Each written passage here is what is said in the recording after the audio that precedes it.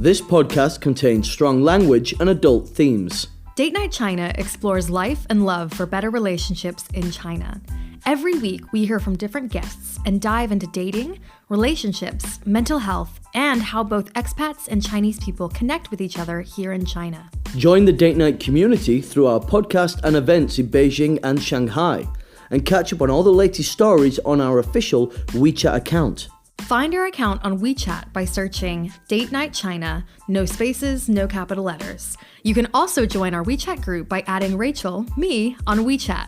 You can search Rachel Weiss 22, RACHEL WEISS 22. And now for this week's episode.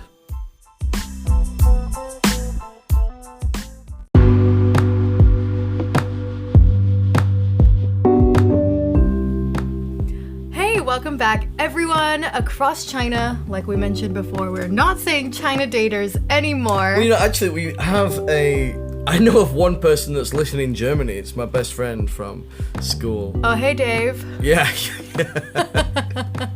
He messaged me the other day. And what did he say? Is he okay being called a China dater? But he's married and he's not in China. Yeah. But this is a special shout out to Dave. He's just very supportive. He's like my best bro. He's. It is really cool because as an expat in China, it's hard to get people involved with your life here in China sometimes. And it's cool that he keeps. I think he listens just to hear my mistakes. He did shit on you a bit. Yeah.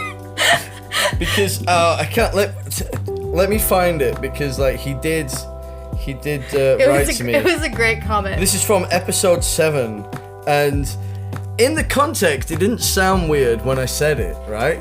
But he wrote it out and he read it back to me, and I was like, okay, well that doesn't make sense at all. We were talking about episode 7 was we interviewed Nico and Jack, creative couples working together, and I said as the intro, I was trying to big them up. I said what they do is very different to what we do, and what they do is really great work. I didn't think that the implication implied that we did shit. We do shitty work. Well done. You didn't pick up on it? Nope. I just nodded and smiled like a good supportive partner. And then he wrote to me, he said, oh man, I had a full-on belly laugh there, nearly woke the kids up. Unintentional comedy gold. Well, you know what? It's what you're here to bring. If it's any surprise to you all, none of this is scripted. It's just we try. We do some planning and then we do a little bit of planning. The best made plan, the well-laid plans. Best laid plans of mice and men. The best plans. Something about mice and men. Or tell God your plans and he'll laugh at you or something. Yep, there you go. Yeah. Well, shout out to Dave will. I don't know. One or the other. Yeah, or yeah. both. I'm pretty sure the actual the story. You see none of it. No, I've lost it. I can only talk in sentences for you had it for a moment time. And it's gone. Yeah, it's the end of a work day as well, people. All right, give me some slack. It's been rough. What are we doing this week? So everybody, welcome back to this week. This week we're going to be meeting 11 LGBTQ plus folks who are sharing their experiences dating in cities across China, including Beijing, Shanghai, Shenzhen, Guangdong, Jiangsu, and more. In this first part, it's going to be a 2-part series. So in this first part, they all share their overall experiences being LGBTQ plus in China, as well as their best and worst date experiences. Yeah, it's a really fun episode, and we're very excited because the next couple of videos that we'll be producing will be LGBTQ plus oriented. So look out for those when we release them. But it's been a lot of content to get through and a lot of interviews, and I think it's just been great for people to be so open and honest and just send us, and they don't know us, they're just sending us these very personal stories. It's cool. Yeah, it is really cool. We had a great response from people all over China, from places we didn't know people were connected with us or listening. So I think I just feel really, grateful that people have sent us their stories, shared their experiences with us, and are open to sharing that with us in our platform. So thank you to everybody who sent your story in. Let's just tell us about it. So up next, we've got some general experiences, but we've got some stories of bad dates, catfishing, unicorn hunting, someone who dated Captain America. This is a spoiler. It's not what you think though, but you got to listen to find out. And we've got some good date stories, of romantic walks, of falling in love after a first date, having your first date being crashed by your future best friend. They're fantastic and a wonderful eclectic snapshot of life and love in China. So we're really excited for you guys to listen to these stories, and it's such a cool way to mark the end of Pride Month worldwide, but we're going to be continuing sharing these stories year-round like we've always been doing, but it's a cool way to celebrate some of these voices across China. Let's jump in. Hi, my name is Alicia Knox. I am from South Africa. I currently live in Shanghai, China, and I've lived here for about 5 years now. I'm on my 6th year and counting. I identify as lesbian and I'm a woman, and I'm currently single. My experience of dating in China, it's actually not been as bad as I thought it would be, to be fair. As a black woman in, a foreign country, it's actually been really warm and welcoming. I have tended to gravitate towards women of color as well, but mostly like other foreign women, just because I feel like there's more common ground there, I guess. A good date experience, I must say, it was a few years ago. We met on one of the apps and ended up just having like an amazing evening, going into early morning of just chats, going from one bar to another, just doing fun stuff, getting to know her. That was quite fun. A bad date experience was when I got catfished. I thought I was talking to a woman online. Turns out it was a man when I got there, and they were like, oh, I just thought it would be cool, just to see what it would be like. Trust me, I was not impressed at all. Luckily, they weren't creepy or anything, but I did leave after discovering that they were a man. Hey there, I'm incredibly tired. Dani, honestly, what's the difference? I am originally from Los Angeles in the US. I have been in China for about 3 years. It'll be 3 years in July. I was in Yantai for 2 years, and then in August 2021, I moved to Shenzhen. I am a very sad and single bisexual. I've been bisexual since I knew I was bisexual since I was 16 years old. I just didn't really talk about it with anyone until I was much older. And now I'm just yeah, I'm bi. What's the big deal? I haven't even been on a date here in China. I've been flirted with.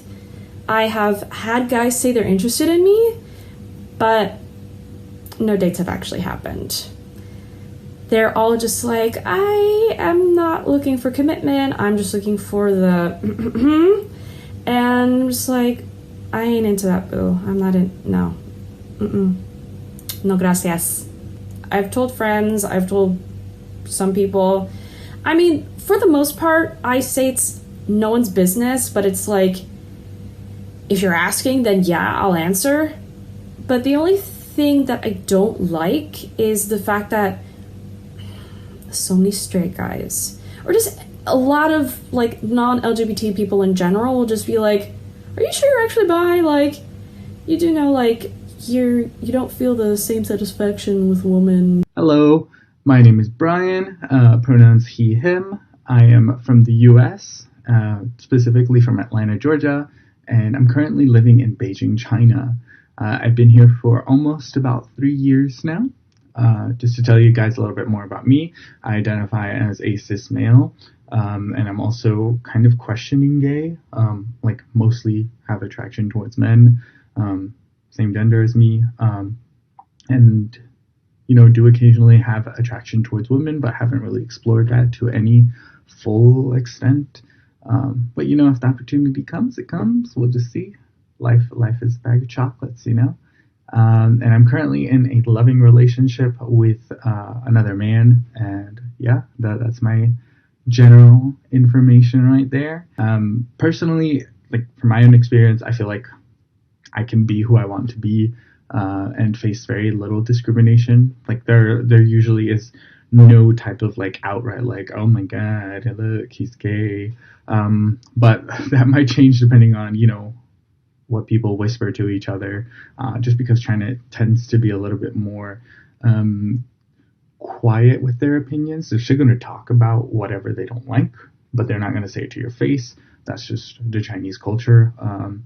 And so far, I mean, I don't mind it. Like, I'm just like, yeah, I'm kind of used to it. I come from the South.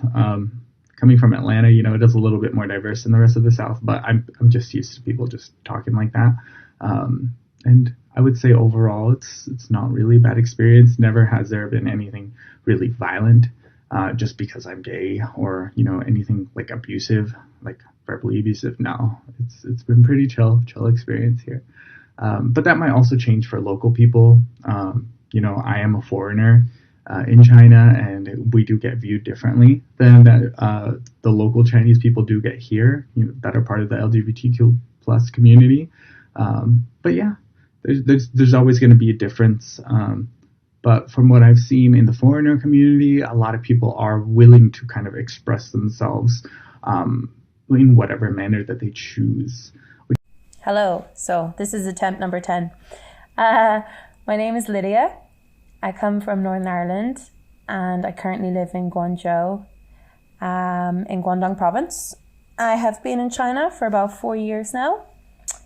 I identify as a bisexual woman. I'm cisgender, and I use she, her pronouns. But I'm also cool with being called queer or gay. Very, very comfortable with all those labels. I am currently in a relationship, which is great. It's like been a while. It's a rare thing. A lot of this might be blither. I do apologize. But my experience dating as an LGBTQ plus person in China, I have only been dating women for about 2 years. And it was actually quarantine that pushed me to finally do it. Because I always knew I liked women. I always knew I was bisexual, even when I was a little kid. And I suspected that my preference was more so for women. But it was difficult to meet them. I didn't know where they were. You know, felt very shy and unsure of how to approach women and things like that. So quarantine was the thing that forced me to actually, I can't go outside. I always wanted to meet people face to face, but I actually started using the apps and trying to make queer female friends and find out where do they hang out? How do they meet? Because I basically had no community before and it was lonely. So yeah, I've only ever dated as a queer person in queer circles in China. So it's really hard to compare to my own country. I was also very shy and didn't know how to date girls back at home. But yeah, it just made me see how important community is. So as far as apps go, I never really used apps for romantic reasons. I was just trying to make friends with other queer women and was hoping that then if I can go to community events, if I can meet people face to face, then maybe the odds of finally meeting a woman who might like me back would increase. And it did happen, which is great. So, yeah, I think the best way to meet people is through friends, through community. It's an invaluable resource for LGBTQ plus folks. And my life got so much better after making more queer female friends and within the whole community as well. It really opened stuff up. So, yeah. Okay, a good dating experience. I'm going to try not be too cringy, but I guess what jumps to mind would be my current partner, my girlfriend of about 6 months. We met at a Christmas Eve party, like an LGBTQ plus event. We went on our first date about a few days later, on the 1st of January. So it was really nice to kind of start the year like that when you're excited about someone you've just met. And we just talked the whole day and we made New Year's resolutions and things. It was very cute. But there's also a moment I think a lot of queer women struggle with, sapphic lesbian, like women loving women communities is like, is this a date or is this not a date? And we kind of laugh about it now, but I mean, I thought when I met her, I was like very clear that I liked her. And I thought that I thought I was really direct when I asked her on a date, and she didn't know. She thought it was platonic. So when we were on our first date, someone actually approached us and asked if we were on a date. And I was like, yeah. And she was like, no. So it was a little bit embarrassing. But then we had a discussion afterwards where I was like, I would like this to be a date. If you don't want it to be, that's absolutely fine. But that was my understanding. And then she was like, oh, no, it's cool. Like, it can be a date. So that was a nice moment. And also, we made a friend on the same day because we were dressed very, very gay. We like to dress very visibly queer. And we went into this nice cafe and actually got spotted on the street by a guy. And he came up to us and was like, hey, can I talk to you? And we both immediately got a little bit nervous because, you know, sometimes men approach you, and that would be one of my bad dating experiences, would be going on dates with your girlfriend and then guys literally come up to you and like hit on you. It's really uncomfortable. But he was like, I'm gay too. He's like, you guys are queer, right? Because I'm queer. And we were like, yeah, we are. And he said he was new to the city and he didn't know anybody, and like, could we please like make friends? And both of us were like, absolutely. And we put him in all the queer community chats for Guangdong. And then he became part of our friend group and we hung out with him a lot, and it was just really nice. And we like to joke that he's our son. You know, we're like, we adopted him off the street. That's our son. And it was just a really nice moment. Like, yeah, this is our first date. And then also like making a friend on the same day. So it's a long story. I'm sorry. But yeah, that's a nice memory. Okay, a bad dating experience. I'll try and keep it short. I guess the biggest thing that jumps to mind would be sort of unicorn hunters. They exist, unfortunately. And, you know, these are people who hear that you are bisexual and then they'll immediately ask you if you want to have a threesome. And of course, there are many people who are into that, and that's great, but not everyone is. And it's a little disrespectful of people to just assume because you're bisexual that you just want to hook up or you're not looking for anything serious, or that you automatically want to, you know, typically it will be a girl and then she'll mention that she has a boyfriend after you've been talking for a while. And I have a lot of friends who've told me about similar experiences, which is a shame. But yeah, maybe things like that. Or even just now, like, I'm in a relationship and sometimes I go out with my girlfriend and guys will approach us. Sometimes that makes dating uncomfortable, because you don't know if you're in a safe space or like how to reject them in a polite way that keeps both of you protected. Because, you know, I'm very out and proud, but I also know that outside of my own bubble, outside of my own queer community, it's a little different. So yeah, maybe things like that. Or just being bisexual and maybe guys don't want to date me because I'm bisexual, or they're like, are you going to leave me for a girl, or are you going to cheat on me? And then having the same from women. And also the whole thing within sapphic, women loving women, lesbian communities of like the gold star lesbian. And sometimes there's an attitude of like, if you're bisexual, you're like not as good or confused or slutty, or, you know, like I have on occasion met like a minority, but I've occasionally met lesbians who've told me like they don't date bisexual women because this, that, the other reason. And, you know, things like that are a little upsetting, especially hearing biphobia within your own community. So, but other than that, just regular drama that everyone deals with. Hi everyone, my name is Cean, and I was born and raised in China. Currently I'm living in Guangdong, and I've spent most of my 24 years long life living in China, except several months abroad for study.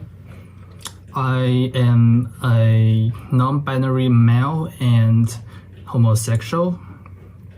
And as for my career life in China, I've always known that I don't fit into any of the traditional gender categories, and my parents knew it. And I was lucky to have them as my parents because they are very accepting. And my mom, really a vanguard woman, she used to tell me when I was really young that as the society develops, the idea of gender will gradually disappear. And that actually started my journey of exploration in sex and gender. And well, in my childhood, I was called Sissy and Sister John constantly, but I didn't really feel like it was some kind of bully, or I was really bothered. I wasn't. It's more like confusing because I don't feel like I was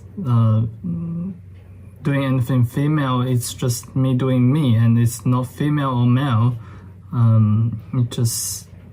There's a lot of space between female and male, and it doesn't have to be female when it's not male.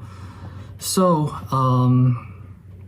I was doing my thing, being who I am, until the end of the first year of high school.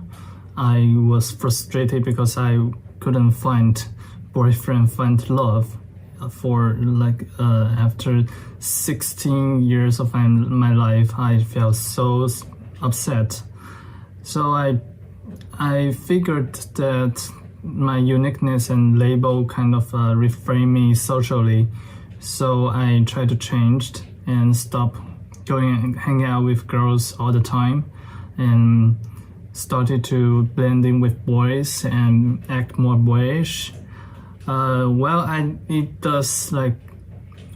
did blend in more, but it never felt right for me. I just and I had a guy who had a crush on a guy, and he's too straight to bend, and I still feel like my high school was quite miserable, even if I stopped being myself, and I kind of regret that.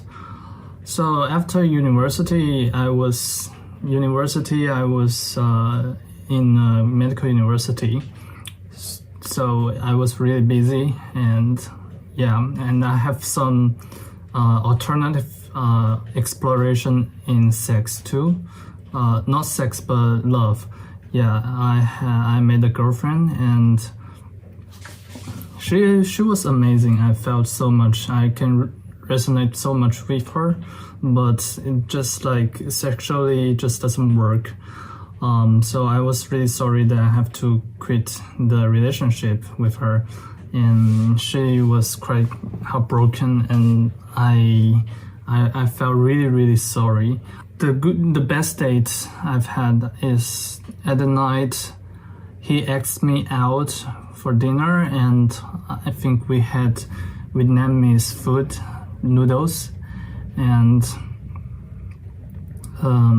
we were talking about growing up as a queer person and our history, and we were talking about coming out. And at the end of the date, we arrived at his bike, and he looked at me with his I don't know, like his watery eyes and shivering his eyes were shivering, and it just hits my heart so hard, and I felt I felt I felt so magical, and I didn't know what to do. So we just say goodbye, and still till now I still feel like I can feel my heartbeat then, and it feels like the loneliness of my previous 23 years was worth it just for the moment. Yeah, it was amazing. Love is amazing.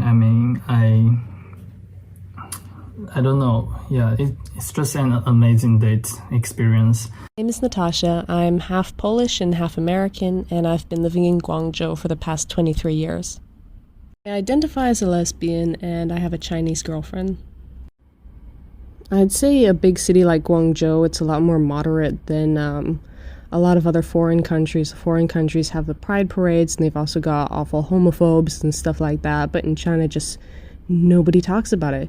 That means they're not openly homophobic, but it also means they're not celebrating it or anything. So, it is what it is. We're not in danger or anything. Of course, I'm just talking about the LGB part of the LGBT, and I'm not really sure about the trans community here. I wouldn't say I openly share my identity. If people ask, I just feel really uncomfortable lying to people and telling them I have a boyfriend. It just makes me, it's just like kind of, ugh. So yeah, if they ask me if I have a boyfriend, then I will usually just say, I'll be honest and say no. And then if they ask if I have a girlfriend, I'll be like, yeah. It's not like I hide it, but I don't flaunt it either. Especially a few years ago, there was a case in the Sun Yat-sen University. A girl proposed to her girlfriend during the graduation ceremony, and she had her graduation diploma revoked by the university. And this was maybe 7 or 8 years ago, I'm not sure, but after I heard that, I was like, okay, I'm probably not going to come out at university. So besides my friends at school, there's only one teacher who knows. And also Chinese people, they're pretty bad at just clocking gay people, I dress super gay, and every LGBT person can see that I'm gay, but Chinese people have no idea whatsoever. I literally wear men's clothes, and they're just like, oh, that's just her style. She's just different like that. No, I'm not just different. I'm just gay. Personally, I feel like it's a little bit hard to make real connections on Chinese apps. A lot of the people I've met there, they're just solely focused on the fact that you're a foreigner who can speak Chinese. And a lot of the dating culture here is also pretty different compared with the West. I was on a second date with a girl once, and she just video called, I think, 2 of her friends, and she just starts kind of screaming look at my American girlfriend, oh my god, guys. And that really freaked me out. And unfortunately, that's not the only incident I've had where they come on really strong, really quick. I found that I think as a foreigner living here, Tinder is still a best bet if you want to meet with like-minded people, and just people that are more used to foreigners and just a lot more chill, Hey, so my name is Jevon. I am from Barbados. I'm currently living in Guangzhou, and I've been in China for about almost 3 years, of which 2 in Xiamen and approximately 1 year in Guangzhou. I identify as gay, and my relationship status right now is, let's just say, I don't know.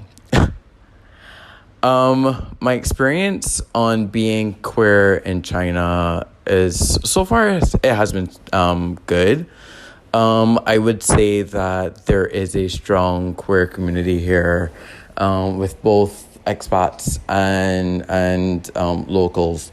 And yeah, it's definitely not the same culture I am accustomed to in the West, but I can feel the familial bond. There was this one person who completely catfished me, and usually I am careful when it comes to that. Anyway, so we've been talking for a while, and the conversation was going good.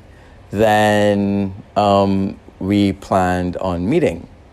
So I get to the place, and the person's like, I see this person saying hi to me, and I'm like, who is this? Like, I don't recognize this person, and this obviously cannot be the person I'm going on a date with. Long story short, this person was, definitely not the person I saw in pictures, and I had to exit stage left. Hi, my name is Victoria, but like everybody else calls me Toria, and I live in Yangzhou City in Jiangsu province. It's a really small city, so if you guys don't know about it, that's really okay. And I have been in China for the past 5 years. I'm a lesbian. My pronouns are she, they, and I'm currently in a situationship, a relationship. I can't tell, I'm a lesbian. Dating as a queer person in China really has its highs and downs. It really all depends on your mentality. You just have to be able to take it. And for the city that I'm in, it's a really small city, so I haven't really seen that much queer people, which explains why I have been with my girlfriend for the past 4 years. It's been on and off, ups and downs, but yeah, it's been 4 years, because even if we do leave each other, we don't think there are other people to date in the city, and distance relationships are just not for me, at least. Not because of anything. It's just because I'd rather my partner is right there with me. It's perfect. Okay. Hey, I'm Kiki Davenport. I am from America. I am currently living in Beijing, but I used to live in Chengdu, Sichuan, China. I am coming up on my 6th year here in China. I can't believe that, but I'm here. My preferred pronouns are she, her, and hers. And although I don't like labels necessarily, I consider myself sexually fluid. So if I had to tick off a box, I guess I would be pansexual. I'm just here for everybody. I'm not greedy, but do your thing. Because that's what I do. I am actually married. I have been married to my spouse for about 1.5 years now, and I would not choose another being on this planet to be with. We've actually been together on and off for almost 9 years now. So I have not lost my China dating experiences, which have been really interesting. My experience as a member of the LGBTQ plus community here in China was, y'all don't even have time for me to go into all of that, but let's just say it was interesting. I wasn't always with my partner. We weren't married. I was out here for the streets trying to live my life. And let's just say the universe had a plan for me. I needed to be with the person that I was with, because that dating life was not for me. Honestly, the experience for me was really unique, because I went from being in this long-term relationship and then I wasn't, and then just trying to figure out dating again was complicated. And then trying to use apps like Tauntaun, I mean, it was cool, but I felt like as a plus-size Black woman, I was really fetishized and sexually objectified, and I really didn't like that. And then I tried to use Tinder, and I kept seeing people that I knew that I didn't want to know were on Tinder. I didn't want them all up in my business, and people I would just never date. So I was not here for that.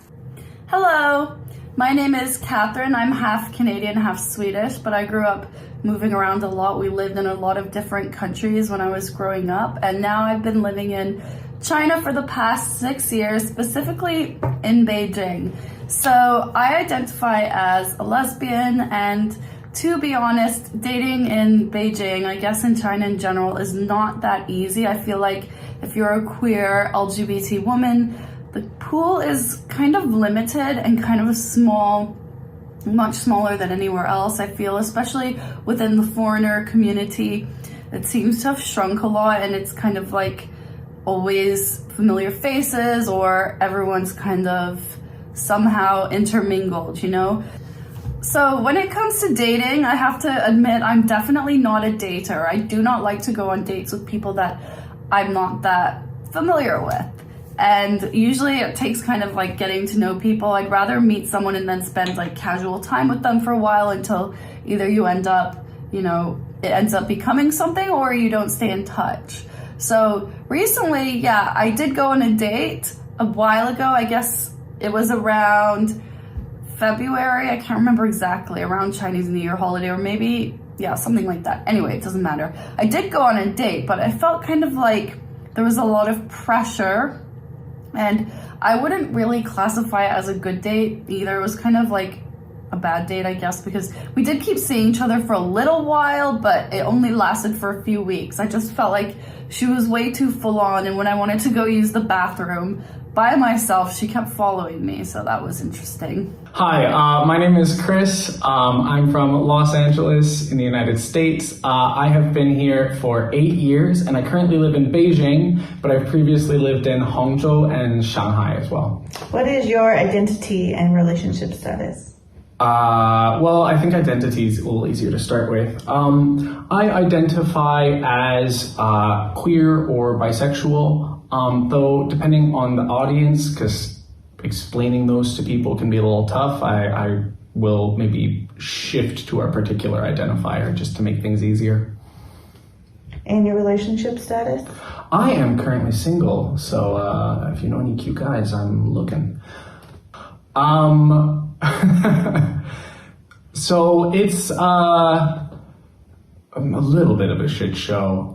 Meeting people here is a bit tough, just because a lot of communities are underground. For example, when I lived in Hangzhou, there was only one gay bar and it was literally underground. Like you had to walk through like a shed and there were stairs and it took you to an underground bar, and that was the only one in the entire city. But mostly with apps and VPNs, it's easier to meet people now than it was when I first got here. Okay, so as far as bad stories go, I did match on Tinder with the guy who played Captain America at Disneyland. I was living in Hangzhou at the time, so he invited me out to Shanghai to spend a 4-day weekend with him, where he ignored me the entire time, expected me to have sex with him after ignoring me. He took me to Disneyland, which was great, except he spent the entire time hitting on my friend who went with us, and he was kind of a jerk. There was a guy that I met on an app a couple of years ago, and he was really nice. We went on a date. The date was okay. He was shorter than me, which is rare. And we get back to his place, and things start to get intimate. And I discovered that he was maybe on the smaller side, which is fine. That's not necessarily a turnoff, but he also told me I'm a strict top. And at that point, I just had to thank him and go home.